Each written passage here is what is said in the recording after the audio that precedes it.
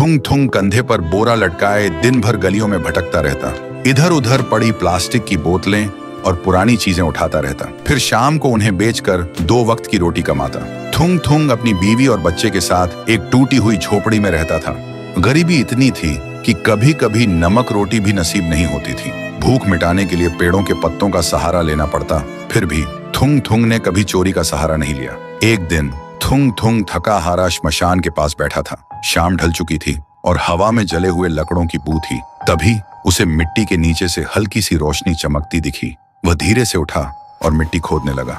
कुछ ही देर में उसे जमीन के अंदर से एक पुराना सा लोहे का घंटी वाला दिया मिला। जैसे ही उसने उसे उठाया, एक भारी आवाज गूंजी, जो भी इस दिए को जगाएगा उसकी हर इच्छा पूरी होगी, लेकिन बदले में उसकी सबसे प्यारी चीज चली जाएगी। थुंग थुंग का दिल जोर जोर से धड़कने लगा। वह मन ही मन सोचने लगा, सबसे प्यारी चीज मतलब क्या? वह घर लौटा और बीवी को सब बताया। बीवी ने ध्यान से सुना। उसकी आंखों में डर भी था और थोड़ी सी उम्मीद भी। फिर बोली, 3 दिन से बच्चा भूखा है, क्यों ना पहले खाना मांग ले। थुंग थुंग ने कांपते हाथों से दिया जलाया और धीरे से बोला, हे दिए, मेरे भूखे बच्चे के लिए अनाज दे दो, बस पेट भर खाना दे दो। अचानक पूरी झोपड़ी अनाज और रोटियों से भर गई। बीवी खुशी से रो पड़ी। लेकिन उसी रात थुंग थुंग ने देखा उसका बच्चा चुपचाप कोने में बैठा है और उसे पहचान नहीं रहा। सुबह तक बेटा उसका नाम भूल चुका था। थुंग थुंग टूट गया, लेकिन घर में अनाज था और भूख खत्म हो चुकी थी। उसने खुद को समझाया, बाद में बच्चे का इलाज करवा लूंगा।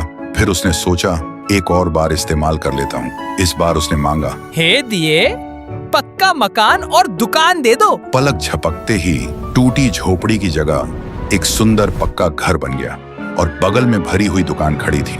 थुंग थुंग खुशी से बीवी के पास दौड़ा, लेकिन उसने देखा उसकी बीवी पत्थर की मूर्ति बन चुकी थी। थुंग थुंग चीखता रहा, रोता रहा और कोने में रखा वह दिया हंसता रहा, क्योंकि शर्त वही थी, हर बार सबसे प्यारी चीज खोना। अब थुंग थुंग के पास बड़ा घर था, पर वह पूरी तरह अकेला पड़ गया था। वह रोते हुए पत्थर बनी बीवी को गले लगाकर बोला, मुझे ये अमीरी जिंदगी नहीं चाहिए। मेरी बीवी और बच्चे को पहले जैसा कर दे, भले ही हम भूखे रहें। दिए की हंसी अचानक रुक गई। एक तेज रोशनी हुई।